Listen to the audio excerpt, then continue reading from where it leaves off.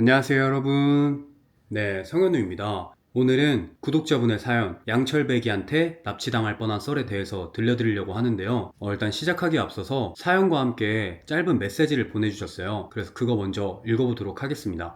안녕하세요 현우님. 평소 영상을 즐겨보다가 이번 사연 모집 공고를 보고 고민 끝에 글을 적어봅니다. 글재주가 없어 조금 두서없을 수 있지만 혹시 사연이 채택된다면 현우님이 잘 풀어 이야기해 주실 것 같아서 적어봅니다. 제가 들려드릴 이야기는 저희 아버지가 어린 시절 직접 겪은 기괴하고도 무서운 실화입니다. 라고 아빠 사랑해 라는 닉네임의 구독자분이 보내주신 썰입니다.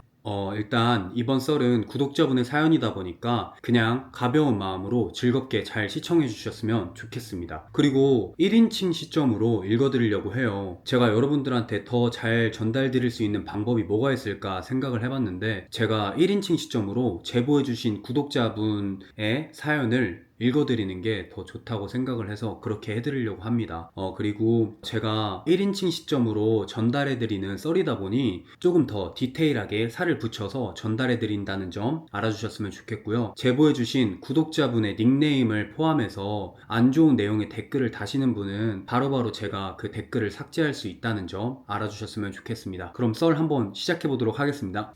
그때가 언제냐면요, 1970년대예요. 아버지가 어렸을 때 얘기를 저한테 해주신 거라서, 아버지 어렸을 때니까 1970년대 이야기거든요. 그때 아버지가 충남 태안군 안면도에 거주하셨는데, 여러분들 아시는지 모르겠지만 그 고속도로 같은데 밤에 이렇게 지나가면 막 산길 같은데 이렇게 지나가잖아요. 그럼 저 멀리에 집 하나만 이렇게 불빛 들어오고 그런 곳 아세요? 그런 곳처럼 주변에 인적이 아예 드물고 이웃이라고는 찾아보기 힘든 아주 깊은 산골에 사셨어요. 근데 1970년대에는 어린 아이들이 놀 게 없어서 유일한 놀거리가 산에 들어가서 뭐 산딸기 따기 아니면 뭐 열매 따기 이런 거였대요. 근데 지금에야 저희가 막 많이 발전이 돼서 뭐 게임도 있고 뭐 친구들이랑 카페도 가고 뭐 이런 거 저런 거 할 게 많잖아요. 근데 그때 당시에는 그런 거밖에 없었대요. 그리고 더군다나 아버지가 살던 동네 자체가 진짜 주변에 인적이 아예 드문 그런 곳이다 보니까 놀거리가 딱 그거 하나뿐이셨대요. 근데 어느 날이었죠. 아버지가 이제 친누나, 저한테 고모죠. 저한테 고모인데 친누나랑 여느 때와 다름없이 산골 깊은 곳으로 산딸기를 이제 따러 가셨대요. 근데 산딸기를 막 따면서 진짜 너무 행복한 거예요, 아버지가 느끼기에.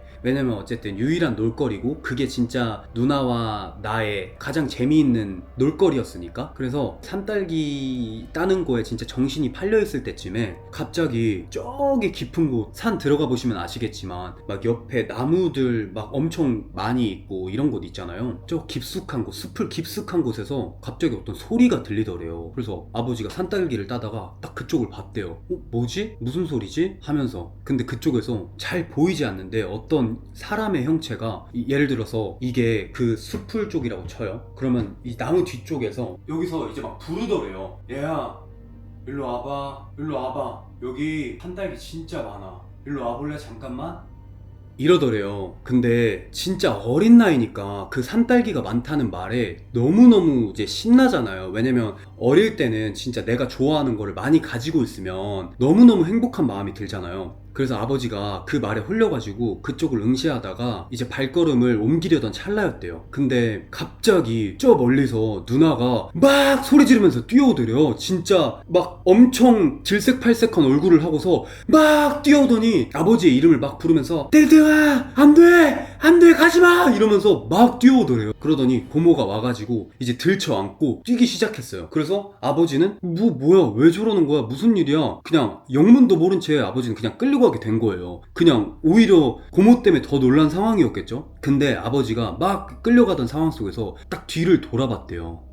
근데 진짜 온몸에 엄청 상처가 나고 얼굴도 막 엄청 기괴하게 생긴 사람이 막 뛰어오면서 어디가 이러면서 막 뛰어오더래요. 막 이 사람은 정체 모를 괴성을 막 지르면서 고모랑 아빠를 잡으려고 막 뛰어오더래요. 그래서 이제 겨우 집에 도착해가지고 할머니죠, 저한테는 할머니죠, 고모의 어머니 할머니가 그 도착하자마자 애들이 뭐 갑자기 엄청 막 숨을 벌떡이면서 막 얼굴이 막 질색팔색 돼가지고 오니까 무슨 일이 있겠다, 이거 무슨 일이 있나 보다 싶어가지고 그냥 집 안으로 밀어 넣은 다음에 문고리를 잠그셨대요. 문고리를 잠그셨는데 근데 그 사람이 따라와가지고 문을 막 팍팍 긁으면서 야 야 막 이러면서 이제 아버지를 막 내놓으라는 듯이 문을 벅벅 긁으면서 막 괴성을 계속 지르더래요. 그래서 이제 할머니가 급히 그 주방 쪽에 가셔가지고 소금 바구니 있잖아요. 소금 바구니에 소금을 가득 채워가지고 그 사람한테 소금을 이렇게 뿌리니까 그 사람이 아까 말씀드렸다시피 몸에 상처가 엄청 많았다 했잖아요. 막 얼굴에도 막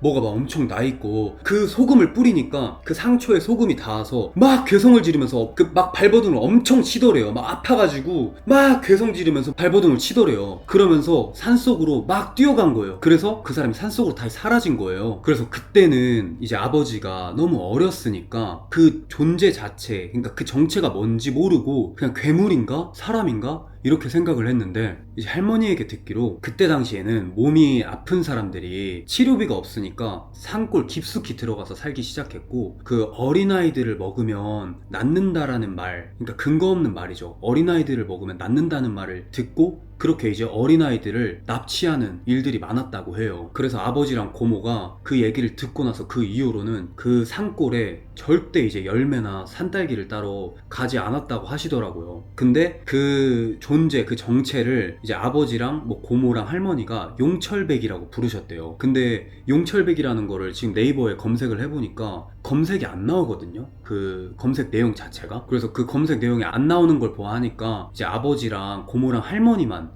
그렇게 뭔가 지금 저희한테 뭐 친구들 별명을 부르거나 이런 게 있잖아요. 그런 것처럼 용철백이라고 고모랑 할머니랑 아버지만 부르셨던 것 같아요. 근데 제가 이 얘기를 이제 아버지한테 듣고 사실 너무 무섭긴 하지만 그런 존재가 있다고? 그리고 그 존재는 뭔데? 그리고 아빠 말이 사실일까? 왜냐면 되게 옛날 얘기들은 되게 괴담으로밖에 안 들리잖아요. 너무 먼 얘기니까 그냥 괴담이라고만 생각을 했는데 나중에 이제 알고 보니까 납병, 이제 한센병이라고 하죠. 그 병을 가진 사람이었던 거예요. 근데 그 환자들이 아이의 간이나 신장을 먹으면 낫는다는 그런 근거 없는 그 얘기들 때문에 그렇게 실제로 어린 아이들을 납치하는 일이 종종 있었다고 하더라고요. 그래서 아버지가 어렸을 때 그 겪었던 그 용철백이라는 그 얘기가 괴담이 아니라 실제 아버지가 위협을 받았다고 생각을 하니까 진짜 너무 소름이 돋더라고요. 그래서 아버지가 해주신 그 얘기를 생각하면 아직까지도 정말 무섭게 생각하고 있는 그런 썰입니다. 네, 이렇게 납병 환자한테 납치당할 뻔한 썰에 대해서 들려드렸는데요. 저도 정말 이 썰을 들으면서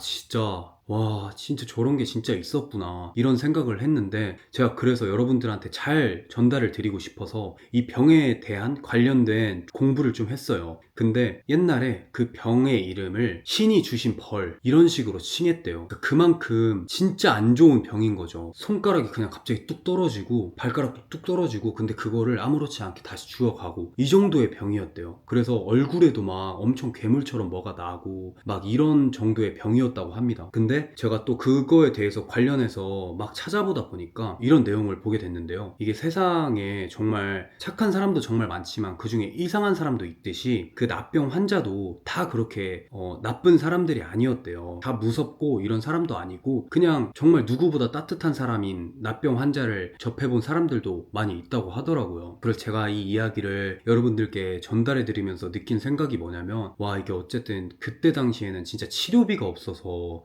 그렇게 산골 깊숙이 들어가서 살고 막 이런 이야기들을 들으니까 와, 내가 정말 좋은 시대에 태어났구나, 내가 정말 정말 좋은 삶을 살고 있구나 이런 생각이 들더라고요. 그래서 여러분들도 이 이야기와 좀 뭐 맞을진 모르겠지만 항상 건강을 잘 챙기셨으면 좋겠다라는 그런 생각을 합니다. 네, 그리고 이번 사연 보내주신 아빠 사랑해 님께 정말 진심으로 소중한 사연 보내주셔서 감사하다는 말씀 드리고 싶고요. 앞으로도 여러분 사연 계속 꾸준히 받고 있고 지금 와 있는 사연들도 제가 다 읽었거든요. 그 중에 어떤 걸 또 여러분들에게 전달해 드리면 좋을지 고민 중에 있으니까 앞으로도 여러분 제 소개란에 메일 주소랑 자세한 사항 적혀 있으니까요. 여러분들의 소중한 사연 많이 많이 제보해 주시면 감사하겠습니다. 네, 그럼 오늘도 즐겁게 시청하셨다면 조댓구알 부탁드리고요. 앞으로도 더 다양한 재밌는 썰 들려드리기 위해서 노력하도록 하겠습니다. 항상 즐겁게 시청해주셔서 정말 진심으로 감사드립니다. 그럼 안녕!